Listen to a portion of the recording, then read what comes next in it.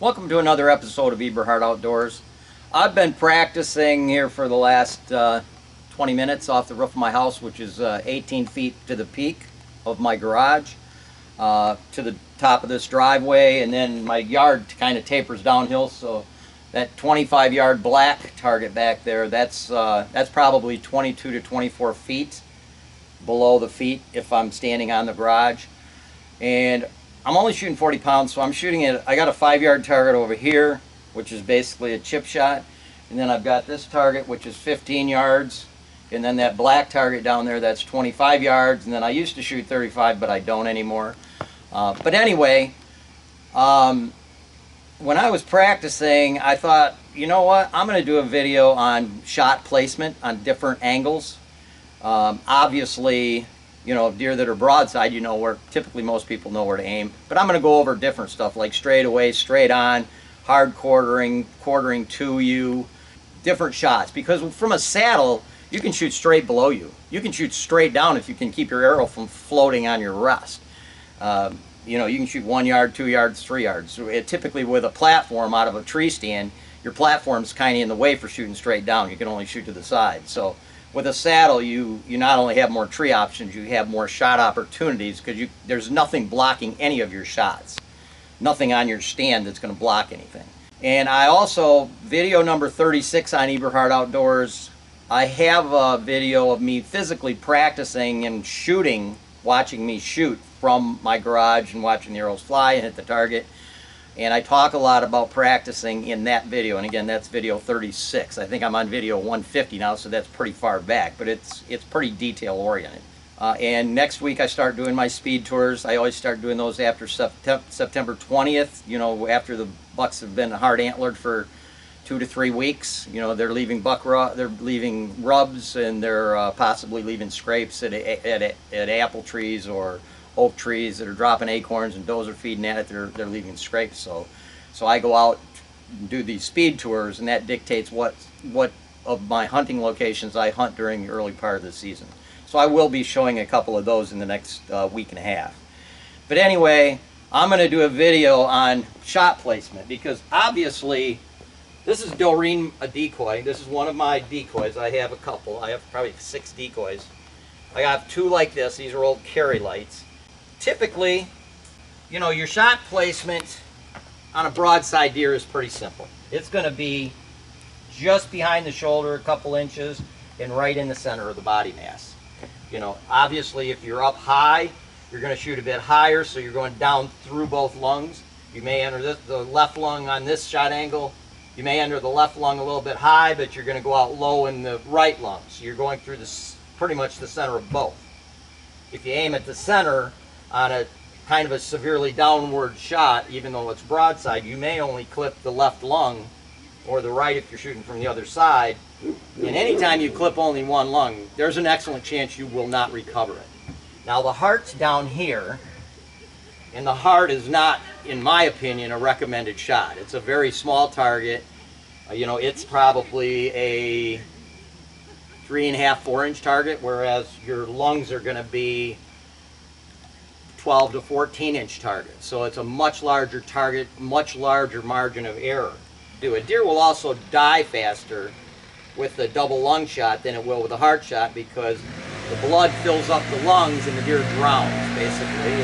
It drowns faster than it will bleed out with a heart shot. So you got a bigger target area, and the deer will die faster. And it will, typically the amount of blood you'd get on either one of those shots is going to be relatively similar.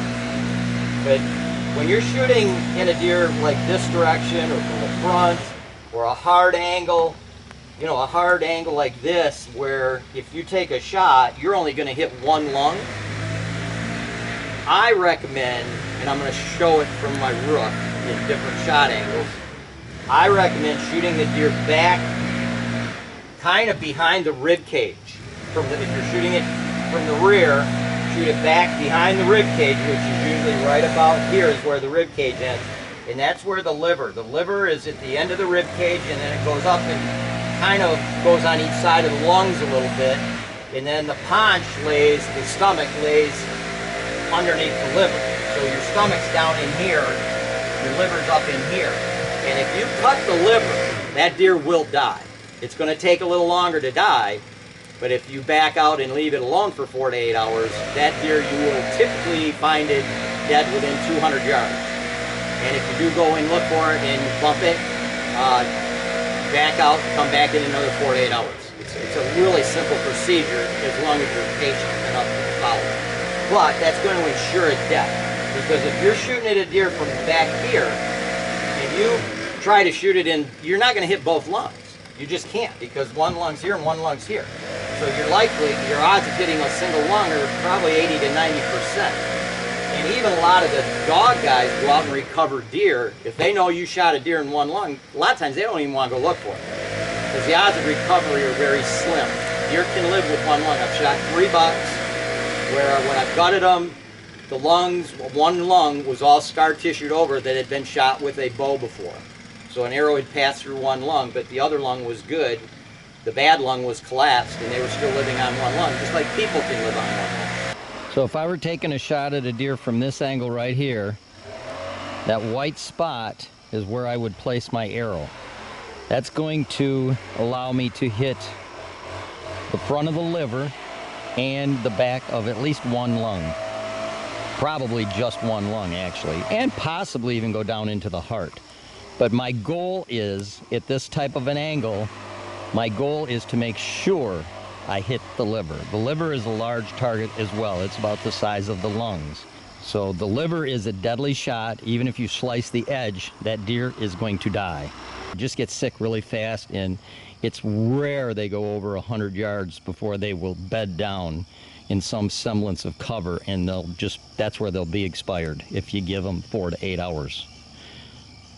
And trust me, I've shot a lot of deer in the liver back in my younger days, in the 60s and 70s. I do now intentionally, but back then, even with broadside shots, I tend to center punch deer more than I aimed a little forward behind the shoulder to double lung them on a broadside shot. So I've shot a lot of deer not intentionally through the liver in my early years, but nowadays, if I have shots like this, I intentionally shoot them in the liver. I want to shoot them in the liver, and possibly even through the front of the stomach and liver, because the liver kind of encompasses the front of the stomach, rides behind the liver, but the liver kind of goes around the front edges of both sides of the front of the stomach. So that's a shot placement with pretty much a straight down going away shot.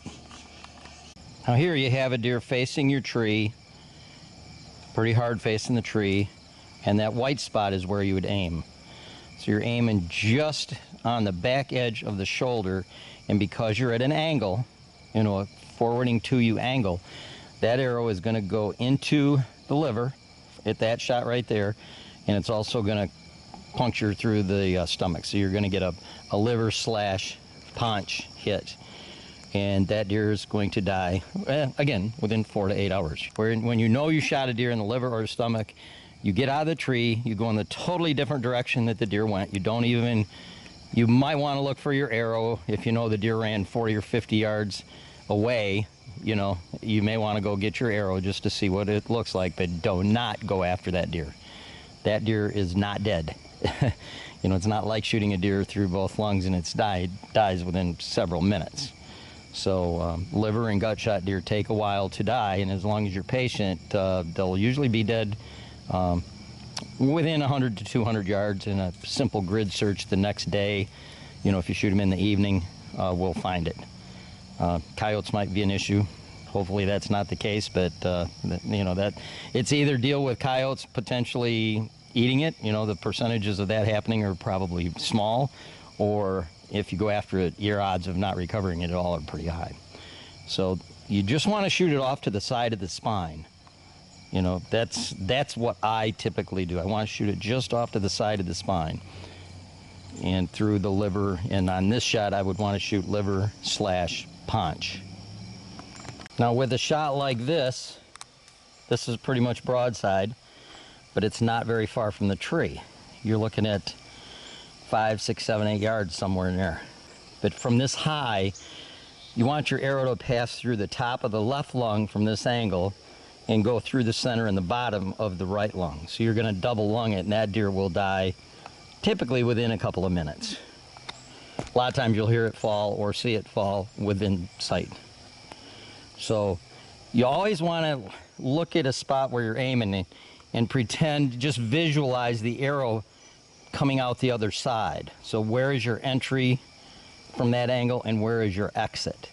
Because you always want that center part between the entry and exit to go through whatever vitals you're trying to hit, whether it be the paunch, the liver, lungs, or heart. And again, I never recommend a heart shot. A lot of guys do, but that's a very, very small target. And from a quartering to you shot, you got shoulder blade protecting it. It's pretty exposed from a broadside or quartering away shot, but it's still a very small target and it's very low. So your odds of a miss are higher percentage odds of a miss. And that's my dog.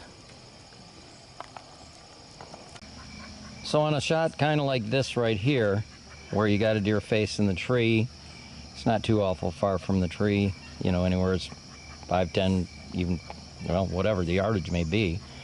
Aim behind the top of the shoulder blade, just off the spine, and that arrow will go through, and that shot right there would go into the liver and probably cut the front of the paunch.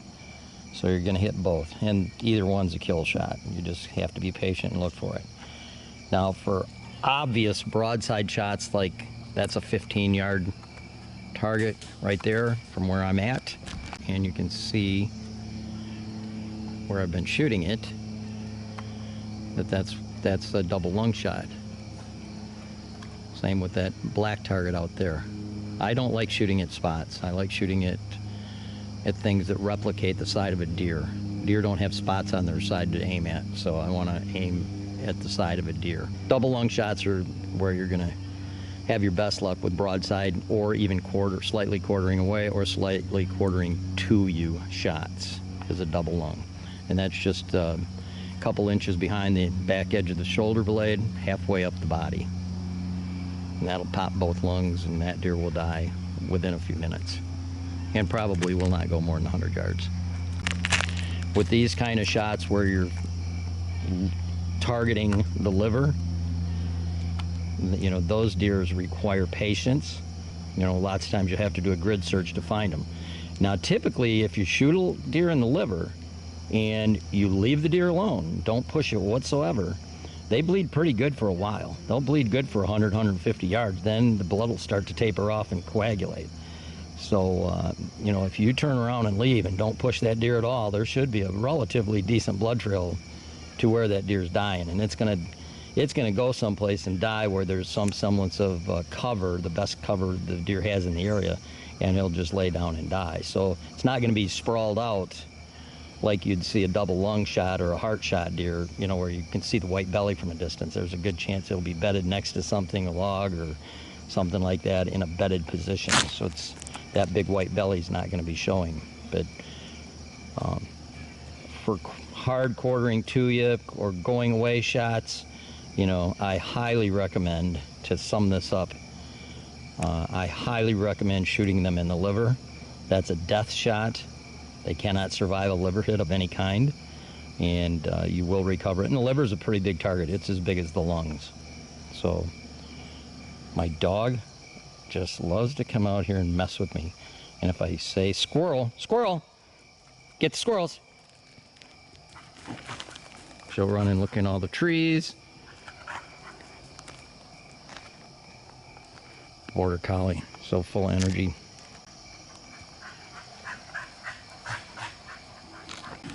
I get questions all the time on where I practice from, and this is my practice spot right here.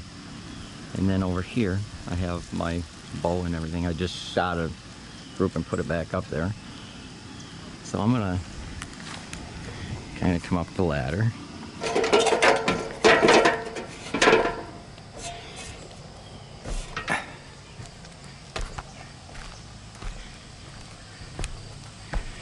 And I built myself a little platform up here, just so you can get an idea of what it looks like.